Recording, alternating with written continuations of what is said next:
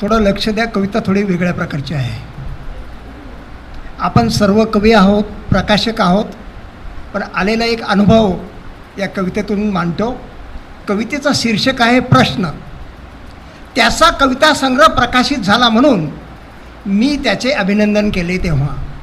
त्याचा कविता संग्रह प्रकाशित झाला म्हणून मी त्याचे अभिनंदन केले तेव्हा कविता संग्रहाची एक प्रत माझ्या हातात ठेवत तो म्हणाला, वाचा सर एकदा आणि लिहा 4 शब्द माझ्या कविता संग्रहावर.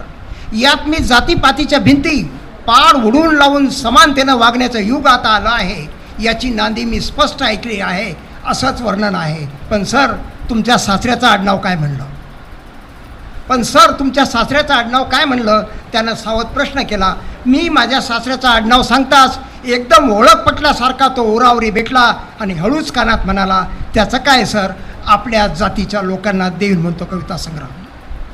आपल्याच जातीच्या लोकांना देईन म्हणतो कविता संग्रह. नंतर माझ्या सासऱ्याच्या आडनावानं त्याला दगाफटक्या झाल्याचं उशिरा लक्षात आलं.